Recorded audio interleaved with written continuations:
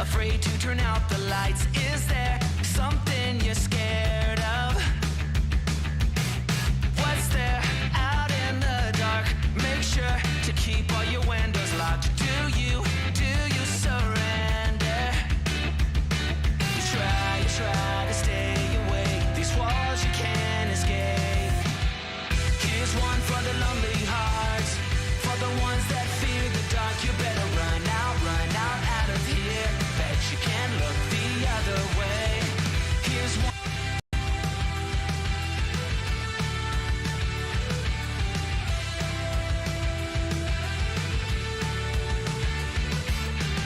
Do you lie awake at night? Are you afraid to turn out the lights? Is there something you're scared of? What's there out in the dark? Make sure to keep all your windows locked. Do you surrender?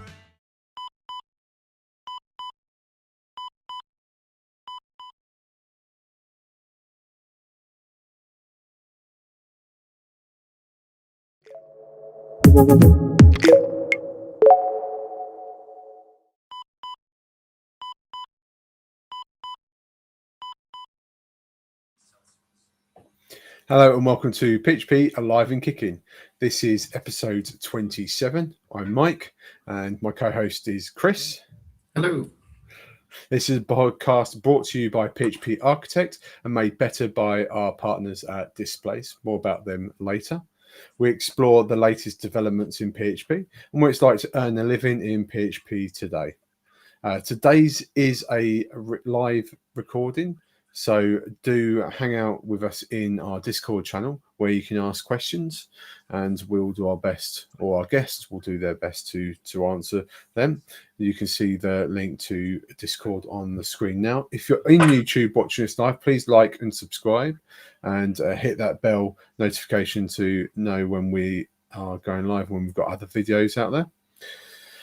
We also publish a monthly magazine, and we have a discount code for you. I couldn't remember what it was. Alive 3 will give you the first 3 months of a annual digital subscription.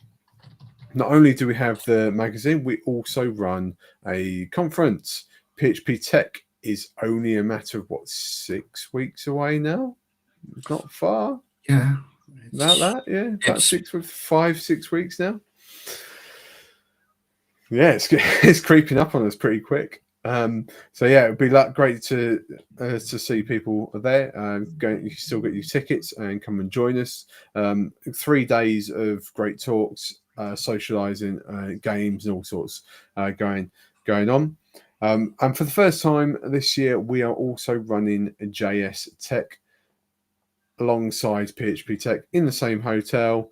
It's just another track just dedicated to JavaScript. Also, if you're interested in swag, head over to our swag store where you can get all sorts of hats and t-shirts. And no, before you ask me, Chris, I still haven't ordered that t-shirt. Neither have I. Every week. Right, without further ado, I don't think everyone wants to listen to us just ramble on about stuff. Who have we got joining us today? So we have somebody that a lot of the Laravel community are going to know. We have with us Punyapal Shah. Hello. Hey, Hello. How you doing? all good. So It's something like 1 o'clock in the morning for you, isn't it? yeah, it's like 1:30 Great. a.m. Yeah. 1:30 in the morning. That's dedication to the community. Oh yeah. So I like literally I almost every day sleep after 2 a.m.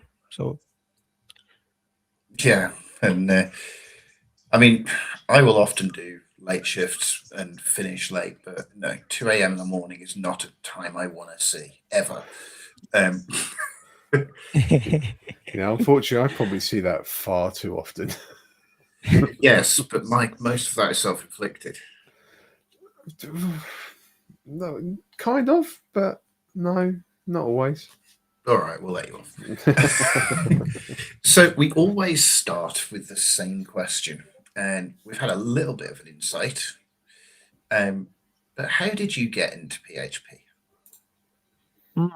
that's actually an interesting story.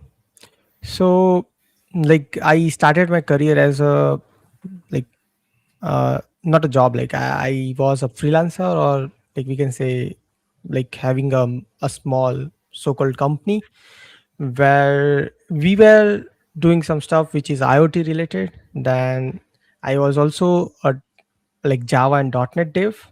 Like we used to create desktop application with the .NET and web applications with the Java. But then like in 2020, almost like end of the year, someone called me like and asked me like I want to help in this project, and it was in PHP, right? And I was like I don't know, but I can try. I mean, then I just do some Google search, and I was like in within 5 minutes I was able to help him, right? And we was even like the 5 minutes we just need to do build and all, right? If I like was in the Java, right? So that's how like it's kicked me like we can save a lot of time building stuff, right? Not waiting for uh, building on compiling stuff and everything, right? And then what I did is I converted my freelance projects into the PHP, and we actually delivered some stuff we thought we should do in 2 months in like 20 days, right? So that was like because there is no strictness like you, and I wasn't like that good in like in PHP those days. So I used to create everything in a file. There is no classes and all, like totally you can understand like what used to do, because I never learned PHP from any tutorials and all, right? I was just doing from what I can do, right? Then I started doing job, like I want to understand more PHP and wanted to take more experience in PHP. So then like my first company introduced me Laravel, and I get into the Laravel. But you will be surprised that while learning Laravel, like I just learned Laravel in 5 days and started working in a production project, right?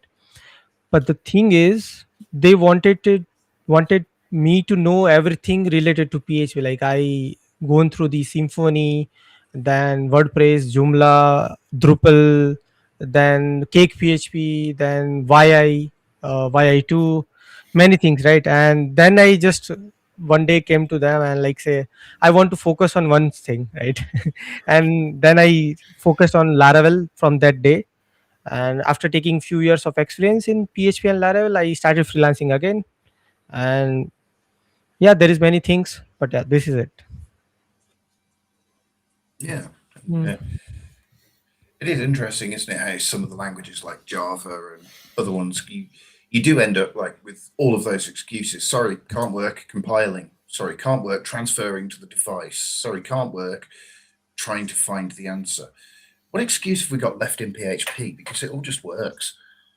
And Yeah. it's, I mean, just recently I've started doing a lot more mobile development, and I'd forgotten how much of my day is spent waiting for it to compile.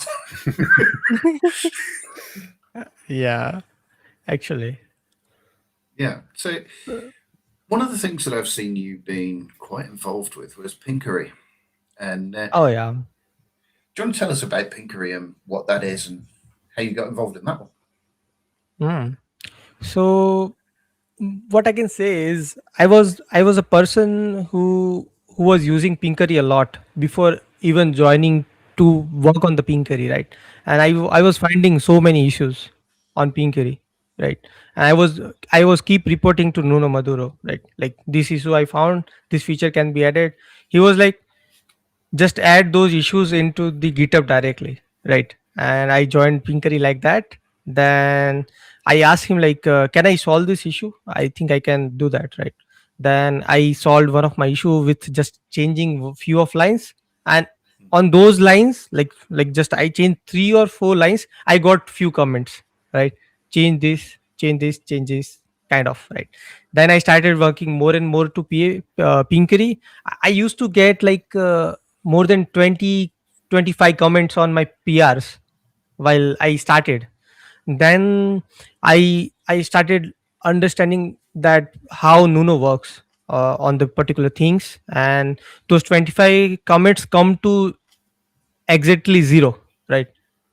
One day, right? And then it was like 50% of source code was written by me at that point. Then I joined as a core team, and I now handle deployment and everything at Pinkery. And I can say one thing that after working on Pinkery, I learned many things. Uh, I mastered many tools like PHP Stan, Rector PHP, like how to use, like I can work on the max PHP Stan level, right? Uh, Yeah. and yeah, so that make me, I mean, I learned many things from like working with the Nuno on that project. Yeah. And the opportunity to work with Nuno, you just don't say no Yeah. to. It's, Yeah, of it's course. would you like to Mm. work with me? Nah, why would I want to do that? Yeah, why should we say no to that? Exactly. And the fact that Nuno is core team Laravel, you learn Mm. directly from somebody who writes the framework that you love, which is awesome. And you also demonstrate there exactly what the community's about.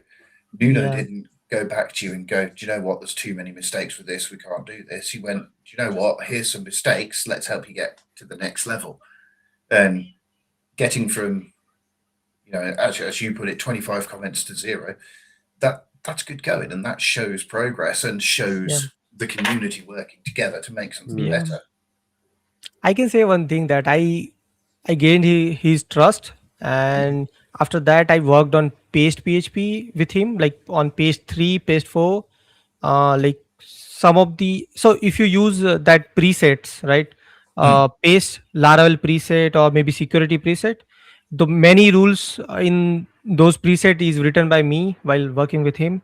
Then if you use like browser test, like I think I have worked on many of the features in the browser test. So awesome. there is like many things like on a page 4 I have worked, like I think the first commit of page 4 was I think done by me, most probably. So that's how, like I have also worked on Superdev with him, Mm, which was like social media. It is still ongoing, but yeah, it's like social media for terminal. So yeah. mm. Yes, I've seen that one, and I'm interested to play with that as soon as it's up and running properly. Yeah, I want to like launch it soon, but there is one issue which is like you cannot use Laravel prompts with termbind. So that Oh, piece of puzzle I yeah, want to solve. Hmm. Then we can, I think, launch it. mm, yeah, because you're going to need that for it looking right. Yeah. So you said you worked on Pest. What was the difference in working on something like Pinkery to something as big and as core as Pest is to people's day-to-day development? Mhm. So it's like, so there were like Nuno was busy those days with some Laravel like projects, and he was like, I need some help, and I was like, I cannot say no to you, right? And then we started. So at that moment, it was something like they have created in a way where you can just transform from Laravel Dusk to play this browser plugin, right? But few things were not working, and after that he was like, we should also focus on who is working with the playwright right now. So we made it the syntax with the playwright. Is there any issue with the mic? It's my mic. Okay. Yeah, we spent about Mm, 10 minutes trying to fix it before we went live. But I thought, we'll let yeah. Joe choose. We can either use this mic or this mic, and we'll let Joe choose. Oh, not Mm. that mic. Okay, okay. Carry on. So so yeah, there was something like that, and he was like, we can do that as well. Then, so there is one main problem was there is no documentation at all, right? How to so the base is Playwright for the browser plugin, right? And there were no documentation like how you can do that with the PHP or something like that, right? There are few plugins exist for Go and Ruby, right? But there is no documentation like how to create those plugins, right? So what we did is we literally dig into the Ruby and Go code, like how they are doing, and we guess some method, like if we were just passing those parameter, like as a guess, if those will work, then those will work, otherwise it will throw the error. So there is many things we did, uh, like uh, like error and something like that, and then finally we was able to build something which we can deliver to the audience.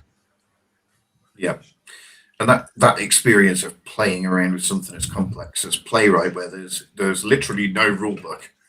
How do you do this? And yes, Yeah. at a previous company, I was working with quite a few different browser plugins for automation, and I tried to avoid Playwright for exactly that reason. We've had a comment from Sarah in the Discord. Apparently, I'd sound better on the quiet mic anyway. So yeah, so if you want to know that, I can explain a bit how browser plugin work behind the scenes. So like it spin up the Playwright in the background with the WebSockets, and PHP send WebSocket request to the Playwright, and it will give a response, right? So if you want to, so you will give a URL, it will give you a frame ID. Then if you want to run any method on that frame ID, you can provide frame ID with the method name and the parameters to that WebSocket request, and it will run those playwright methods on that those page, and it will give in a return it will give you some other ID or some HTML output or something like that. Or based on that, you need to spin up one more attribute or something like that, or maybe HTML object, or maybe playwright object or something like that, and then you can replace the frame ID or something like that, and the things will be goes same again and again, like you know what I mean. So this is how Yeah. it works. And that is quite an interesting Yeah. way of And handling the problem. yeah, and one thing I can say is, if you run Playwright directly in the JS, and if you run that into the Page Browser plugin, Page Browser plugin will be the 10x faster, because what we did do is we run Playwright in parallel, and we also use parallel testing of Paste. So uh, both things are running in parallel. So like Paste one will be the faster, even if it is using Playwright in the background. Yeah, so I'm hoping this question means something to you, because it doesn't to me, but somebody from YouTube, Philippe Court, has said, what about Franken PHP worker mode? Literally don't know why it matters to me, and what he's what he want to ask. Maybe if he elaborate something, then Yeah, I I mean, can answer. if you want to elaborate a bit on that question, Philippe, we'll try and get an answer for you. Yeah. So I think that gives us a convenient time to hear from our sponsors, I would have thought. Yeah, I say so. So let's go over to our partners for today. Thank you to our partners over at Displace Technologies. Building PHP applications is your passion. Managing cloud infrastructure shouldn't be your headache. Displace is your partner in cloud infrastructure orchestration, giving solo developers and small teams the tools and automation to deploy enterprise-grade Kubernetes clusters without the enterprise-grade complexity or cost. Their CLI tool streamlines everything from local development to fully managed cloud deployments on AWS, Azure, Google Cloud Platform, and more. Skip the steep learning curve of Docker, Kubernetes, and Terraform. Let their automation free you to focus on your core business without losing control of your infrastructure. Get started at displace.tech. That's displace.tech, and discover how the right tools can eliminate the need for a full DevOps team. Thank you, Displace. Displace. If you're wondering where we're getting some of these comments from, it's from our chat. You can join us over in Discord as well. Whilst if you're watching on YouTube, we'll have some of the chat now running up the sides. Sarah did respond to you about your quiet mic. She didn't say she thought you sounded better. Just some people might think you sound better. I know that's not what she said. Now, are we going to let Sarah derail us again? Another week go. I mean, it's happened 26 episodes so far, so we might as well. Exactly. I know. So, Punyapal, one area that you're extremely popular is Twitter, X, whatever its current name is. So how did you get into doing social media and getting people interested? Yeah, actually, I also have an interesting story behind this. So what the thing is, I used to think that Twitter is not for us, it's for politicians and the actors and those guys, right? I used to stay away from the Twitter. But one day I see Povila's video, who was sharing some tips, and he said like, I see these tips on Twitter, right? And so that's how I think that if I join the Twitter and I will follow these guys, right, I will find some stuff about Laravel, right? Then after I like engage with those guys, like if they have tweeted something, I was saying like, this is good, I wanted to know this, and if I find something that I can share, like this can be even done better with this way or something like that. Then one day what happened is, I was working on my project at the company where I used to work, and I found some source code which I thought it can be good to share, and I did my first post with that, and people liked it. So I started doing like I was just doing like taking screenshot of my code, and I just putting that like you can do like this and that, right? And people start liking it, so I started doing it more and more. Then I literally, though, this is how I started get to know Laravel Ahmedabad community from the Twitter, Laracon from the Twitter. Even at those days, like I was just kind of person who don't know anything about much like community and all. Now I host Laravel Ahmedabad meetups. I volunteer Laracon India. I have also given like more than 15 talks at multiple local communities. I also gave talk at Laracon India this year. So this is how I actually the Twitter helped me. I also got like many clients from the Twitter itself. So yeah, this is how it helped me. Yeah. And it all starts from just you can do stuff. It's almost like we Yeah. keep hearing that in the PHP community. Hmm. And Yeah, I can say one thing that I never done that for the followers or something like that. I used to like that, and I just done that, and everything just happened with that with it. So it was like you just do your things, what you like. You should do what you like. Other things will come by default with it. yeah. And I mean, that's where I first saw you, was on Twitter. And then the algorithms obviously talk to each other because you came up on Facebook and LinkedIn. And I follow you in all three places. I also love the fact that you're not just posting exactly the same thing on each one. It's slightly tailored to the particular social media, which really helps when you're trying to engage a community. Yeah. So firstly, what I do is I actually people will not believe I also use Facebook, and even I literally gain, I don't know how, but I gained 12,000 followers on Facebook somehow. And I literally like I just post same thing everywhere, right? I write them for the Twitter and just copy paste elsewhere, right? And sometimes what happened is Twitter Twitter is not working, and other places are working better than Twitter sometimes. So it is like there is a different audience at every platforms. Yeah. So we can say one thing, that on Twitter everyone is mostly uh, who is already in tech from the long, or maybe they already know things, right? And after that, what on the LinkedIn, people are looking for job or juniors or something like that.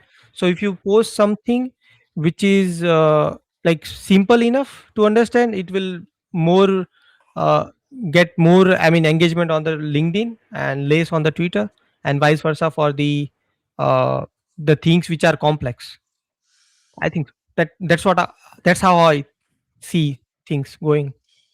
Yeah, and I think I agree. It is starting to diverge a little bit in different Yeah. directions. So you said that Twitter led you to talking at Laracon India, which Um, I mean, I said like it introduced me to the Laracon India. I didn't know that something like Laracon is happening around the world, right? Mhm. And that's how I learned about Laracon India. So as a first, so I also posted that thing. So which is like on a first Laracon India, which I have attended in 2023. I was someone who don't know anything about thing like what is that. So I didn't even know like who is Nuno Maduro at at in 2023 when I attended my first Laracon India.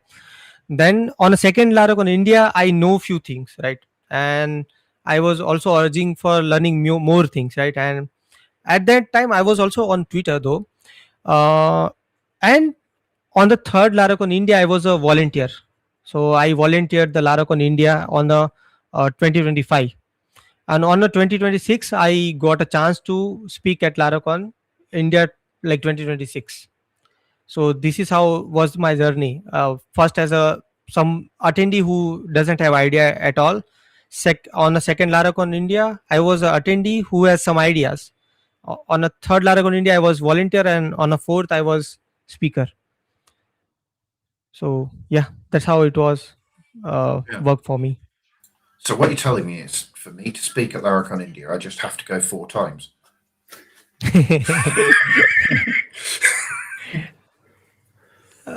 Not exactly, but for a person like me, like so I was new to the community fully. I think you are maybe more into the community already, right? So that's how it's different for both of us. Yeah. Mm. It's,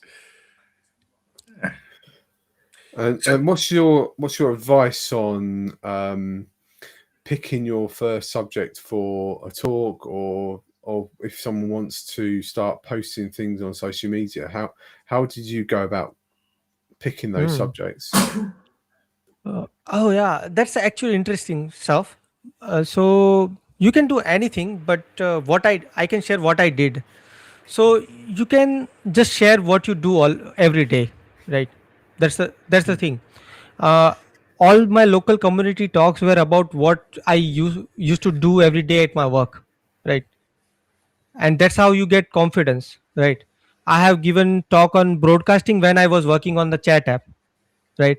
I have given talk on uh, what I have given PHP stand when I used to do so what was happening at that moment. I had a client who who just hired me to add taste and PHP stand, only two things to their project. So on a huge source code with the 20,000 errors, I solved all the 20,000 PHP stand errors on that project. I learned many things and I give the talk, right? So what I advise is what you do every day in your life at your work, you can give talk on, or you can share it to it, right? It doesn't mean that someone have already shared it. You have learned it on that day. You can share, right? It is not something like that. Like Chris has already shared that, so I should not do that, right? Because you have learned on that day, you can share. That's it. So you can start with things you work on every day.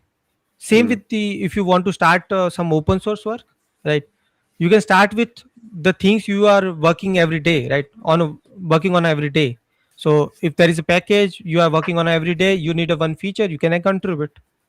If you are working with the Laravel every day, you are reading some docs, you find one missing feature, you can contribute. That's it. That's how it works. If you think you want to contribute much and you will start looking into the source code and you will gonna find things, it will be totally waste of the time. That's what I understand. start small and start with what you already know. Yeah. And Yes, Good. start small is always a good thing, because what I did is always like start small. I did on a Pinkery, I did like 3 lines of change PR. On a Laravel, I did a 1 line change PR as my first PR.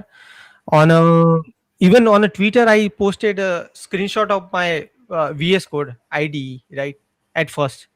So it doesn't need to be beautiful even, right? You can do whatever you have in your head. Yeah. My first ever tech talk was actually on React when React hooks were brand new. So I didn't realize just how important this talk would turn out to be. And the talk ended up being on React hooks, just as React hooks had come out, and I'd explained how it worked. And this guy on the front row was asking questions, and he was firing these questions at me, and I was answering his questions. I'd done like a 10-minute talk and ended up fielding 10 more minutes of questions from this guy. It turned out afterwards he was only the guy that wrote React. And he was asking me questions on how I used React, because I was using it in a way different to what he'd intended. And it had made him realize that actually developers want something slightly different. And it just turned out to be one of those times where being pushed to go and do something meant that there was actually a change in React just from that short conversation. And all I did was talk about how I was using them and the fact that I've been using them wrong. Yeah, sometimes it happens. Yeah, and that then led to other talks, and now I'll be talking probably 8 to 10 times a year at different things, just because I enjoy doing it. The opportunity to go and tell people about something cool I did, or something cool I learned, or heck, even just something cool in PHP is Yeah. it's just incredible to think that I can go on stage and little old me, who basically knows nothing and Googles it most of the time, can talk about stuff. And there's a standing joke between me and Mike that the only difference between me and Mike is I can Google stuff faster. It's about right, isn't it, Mike? I think there's a bit more experience on your side where you know what to Google as well.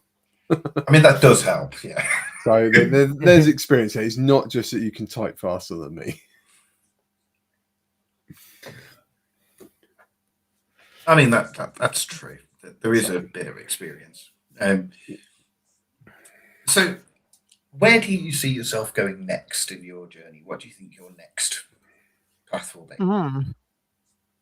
So if I talk about the current like overall market, like consulting and job and everything, it seems to be quieter than ever, right? I think you already know, and you can might see me creating some products, maybe, right? Launching some products or joining some teams or something like that, or like working parallelly with multiple projects or something like that. I don't know. I mean, there is. I think this is the toughest market we can see right now, and so taking decision is even tougher, right? So you can see me mostly. Uh, Everyone is suggesting to create your own projects right now, right? Like products, so to survive or something like that. So I might do that, or maybe I can also do as a job. But at the end, I also was thinking to create a small firm, right, and hiring few people as well. But I don't know. I'm not even. I mean, if you have asked me same question before 6 months or maybe a year ago, I was pretty sure what I wanted to do. But things are changed a lot, and I think we need to rethink everything again. What we want to do in the future. So of course, in that situation right now we are. Yeah, it is a interesting time of change for a lot of people. Mm. I I mean, think so I can say one thing that before 2 years or maybe 1.5 years, half year ago, which things used to matter or maybe make sense, today those are not making sense at all, right? Because of AI. So we need to also change our thinking, right? If 6 months ago we were thinking that we will do this, but today we cannot do those things. So we need to think like we can do this or that, something like that, right? So and that's how I think things are going right now. yeah, and it's interesting that it's changing the sort of things that developers are thinking about. So a lot of the time I was very much focused on writing your code in specific ways is vitally important. And whilst that is still true for an AI, it's changing what that looks like. So up until maybe 2 years ago, it was important that it was really short. It was important that it was everything was super explanatory. But now it needs to be in a form that an AI can understand better. And that's leading to open source packages being created, mine included, that are looking at how can we support an AI to write code better for us as developers to understand what it's doing, and for us as developers to guide it. Yeah. what I understand is we should more focus on tooling part now, right? So if you have better static analysis, if you have better tests, if you have better type hinting and all type coverage, if you have some linting and refactoring setup, or if you have some tools which detects error before even AI does, right? Or we can say like we need to make tooling even better for AI. So previously we used to get some output and as a human and we can understand from it, and then we used to go to the files and searching for those stuff and fixing them. But now AI has a different way of viewing those things, so we need to make those tools better for AI as well, right? So AI can learn from it, Mm. and even so we don't need extra things to feed to AI to save the tokens, right? So that part is also need to improve. And if you have a better tooling in your project, so and you are not writing the code, you can still write the better code or quality code, right? Yeah, So absolutely. I think Mm. that's how I am thinking of future. More work, more focusing on the tooling part and less focusing on the writing code itself. Yeah. And I'm starting to see that shift with a lot of people. There is always going to be a need for for want of a better word, because the Laravel community has pretty much commandeered it, but the artisan developer, the one who can sit there and develop code from scratch, because there are some industries where AI can't be used because of Mm. rules and regulations. But that is becoming smaller, and what's becoming bigger is an orchestrator, somebody who can piece together the bigger picture and look at how does all of this fit together. How does the 5 code bases in 6 different versions of Laravel and a couple of apps for fun fit together? And Correct. understanding that gives you a different way of communicating with your AI. I mean, when I first started with the concept of AI generated code, my prompts were terrible. Make me a login. Great. So you made a login, but you didn't secure the passwords. You didn't do this. You didn't do that. So now I actually tell it what I really want, and surprisingly enough, it does it right most of the time. Yeah. Even what I understand now is many of the packages which are like small in a like code base. So if previously what we used to do is to save a time to write a less code, we used to find the packages, right? But nowadays finding and installing, like if you start looking for the package and install it, so in that particular time AI will create write those code into your project, Yeah, right? So nowadays like those packages are not even make sense nowadays, those small packages. So it's yeah, going like that now. and those small packages, it also takes out some of the risks that go with any package you import. And Yeah. you can have supply chain attacks, and Mm. if you can download a package for it, I mean, what was that one in JavaScript not long ago that took out half the internet because somebody removed the package that centered divs or something daft like that? Joe may well remember, but it was like this really inconsequential thing, and it was a package, but because things that relied on things that relied on things that relied on things used it, the whole chain came tumbling down. And Oh, by importing those little tiny packages, you're creating that domino effect. If something goes wrong or the package gets dropped, or put it in your own code. And if you don't know how to do it, ask AI. And if AI doesn't know how to do it, you should probably be using the package.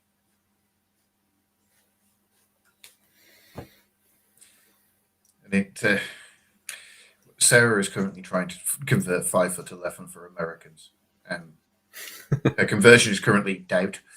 Uh, Stop confusing our American friends. I can't help it. I don't know how tall I am in freedom money. I really don't. We have AJ Morales joining us on YouTube. Hey, AJ. So, Mike, Yes, you look like you were about to say something, so I stopped. I was, but you're about to Right. say something as well. What have you got? It's all right. Go for it. I've been No, talking I for was the I past was 3/4 of an gonna. Yeah, that's yeah. You don't just Google faster than me. You get in with the quickest questions quicker than me.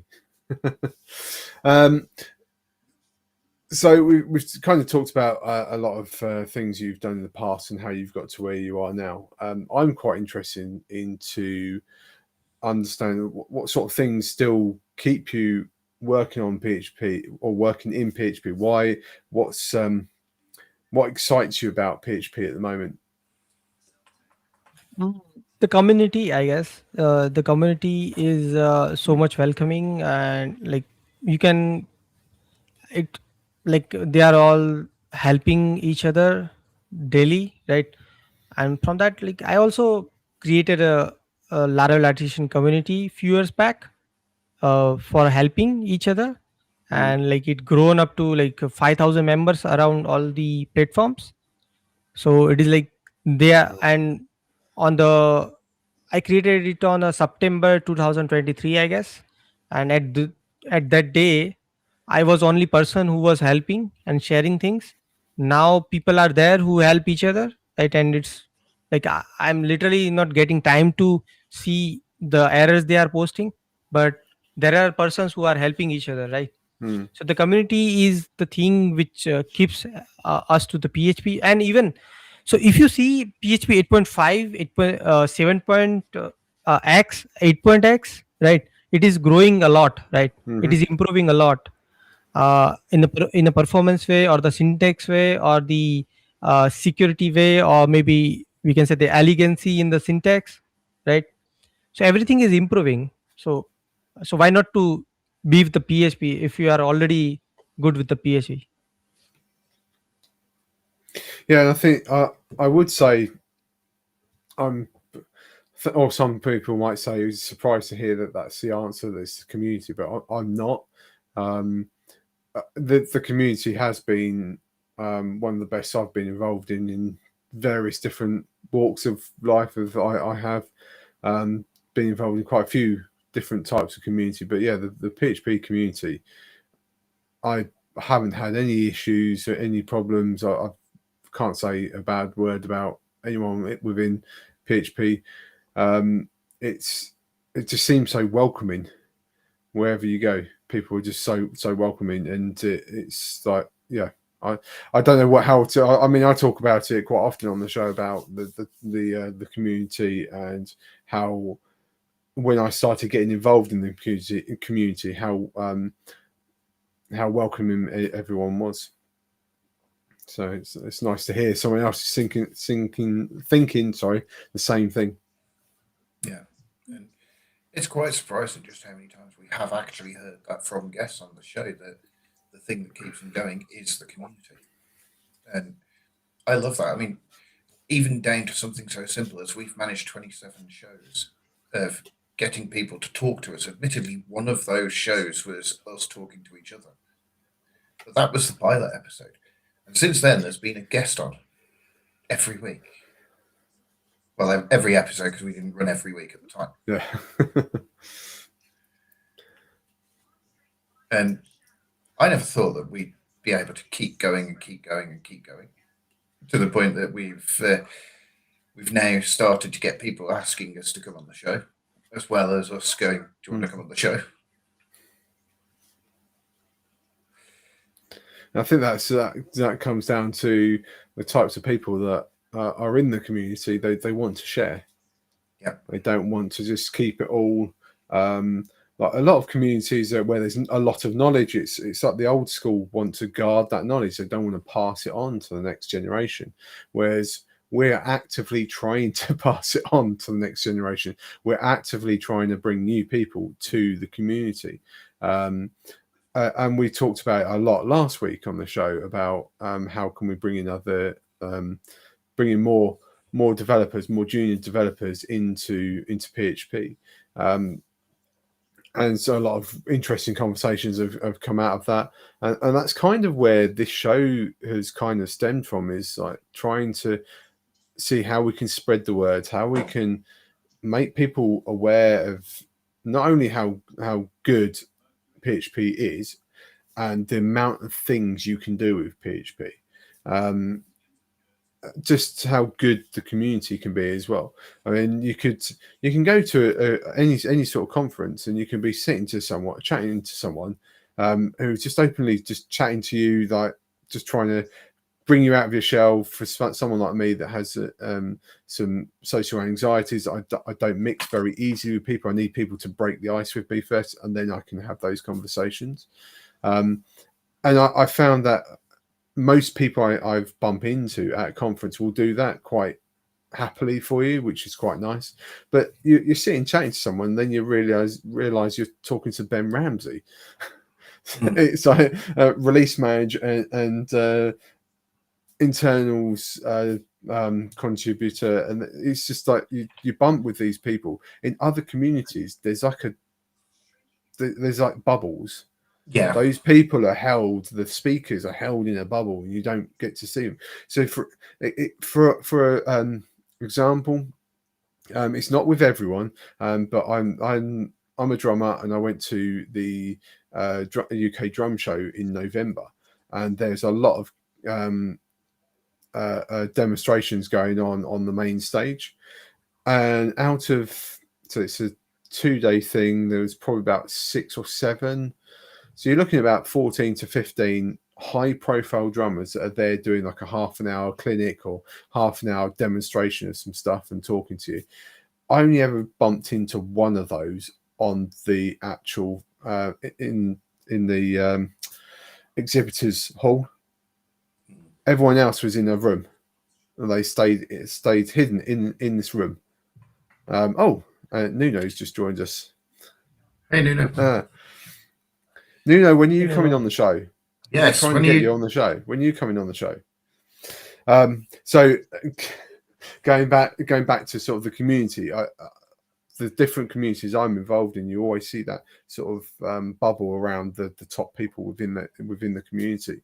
But with PHP, it's just not there. People are just mingling all the time and talking and quite happily chatting away.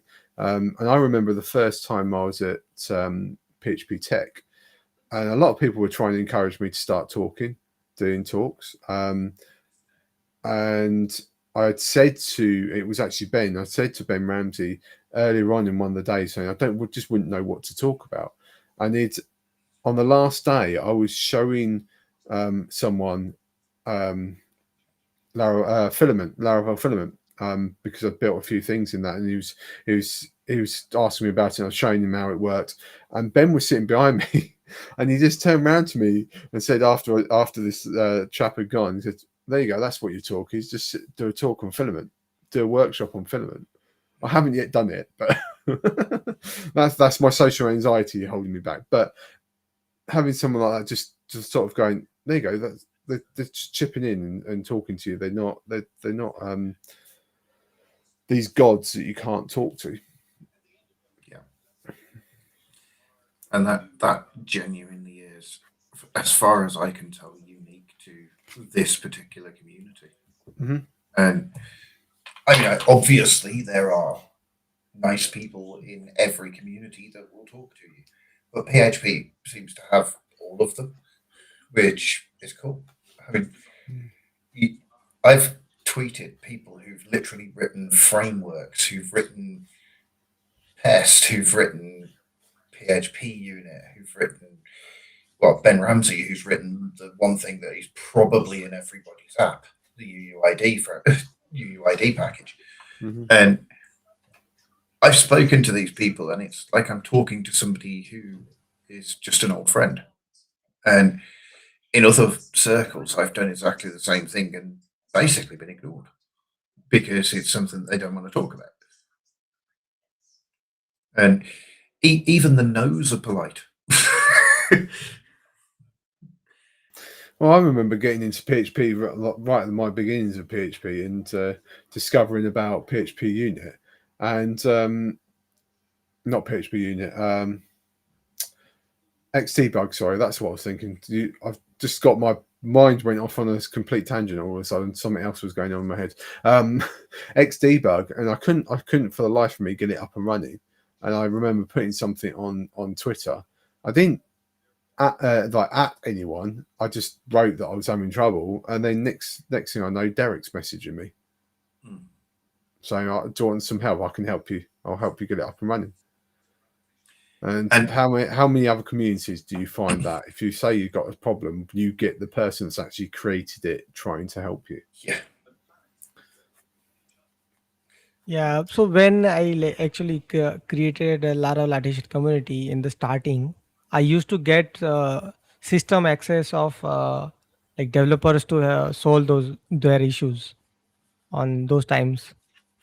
So it is like I just get remote access to their systems, debug the error, and give the solutions, kind of stuff. And I literally helped a lot of people at those times. Right now, it's quite silent, but yeah, those days it was like every day you used to get like 10 to 15 errors to solve.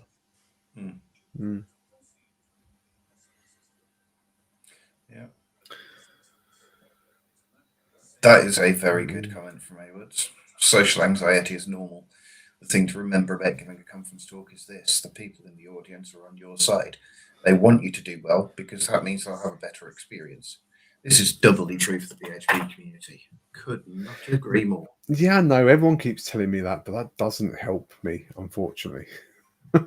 Well, I still have this horrible panic about it. It's just public speaking. I don't like public speaking, and I know it's a lot of people have the same thing. So, but yes, I get it. I get it, Hayward, and you have told me that in person when we've been at Tech and we've talked.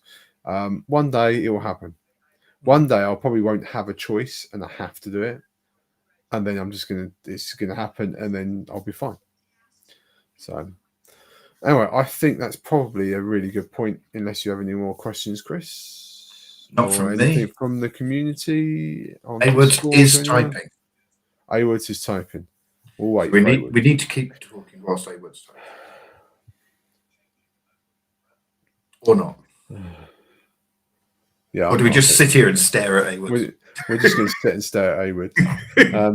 That was a bizarre thing. Going to Tech for the first time, we're sitting chatting to someone for ages and ages and ages. I mean, we were talking for quite some time one evening, and then I realised it was Awards, and he realised it was me.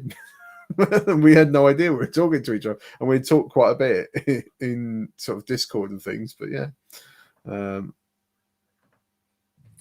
Yes, he says the rest of the confidence in your talk is to keep practicing your talk until you know it cold. I think he started from the starting, and he is at the part I was talking about the conference stuff, I guess.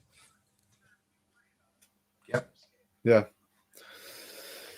Yeah. Okay. So I think that is a good point for us to sign off. We need to let you go to bed because we know it's really late for you over there. It's getting a bit late for us here as well, so it's time for us to yeah, but I don't think 9 o'clock at night compares. Yeah, but it's just 2:30 a.m. Oh, just 2:30. No, that's way too late. I need to go to bed now, just knowing it's 2:30 over there. All right. Well, thank you very much for giving us your time so early in the morning for you, or late at night, however you want to look at it for you. And thank you very much, everyone, for tuning in and listening and contributing with questions and chat. Don't forget that if you're watching this after the fact, you can come and join us in our Discord channel. It's not just whilst we're going live, we have people chatting in there all week long. You can bump into all sorts of people in there, including PHP release managers, package maintainers, and us. we're in there as well occasionally. If you are on YouTube, watching us on YouTube, please go like and subscribe. It will be great to try and help us get these videos out to other people out there, and try and encourage, as we say, encourage people over to PHP, get some new devs into our community.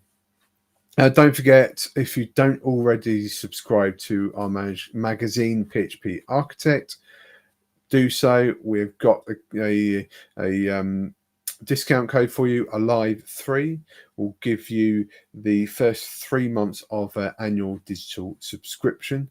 All so many great articles in there. You can learn a lot from reading the magazine. I did when I first started getting into PHP. It was one of the first places I went to get info. Love following some of the articles in there. Don't forget, if you're got nothing to do in the middle of May, why not come to Chicago for PHP Tech? We've got some great talks lined up for you. As I say, it's a really great atmosphere there. All welcome.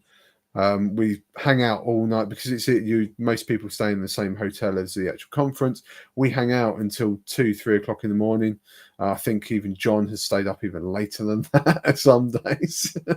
I am not convinced John actually went to bed at all.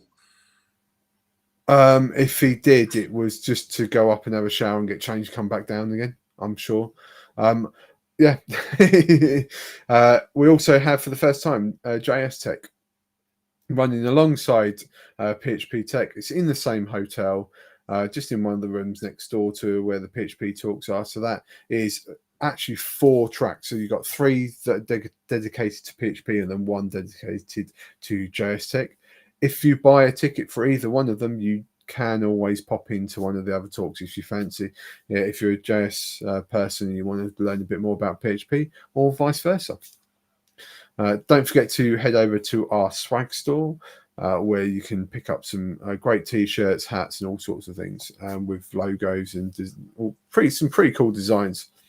I think that is all the boxes ticked that we have to tick. So once again, thank you very much for joining us this evening or morning or afternoon, wherever you are in the world, and what time it is. Thank you for your time today. And we'll see you next time.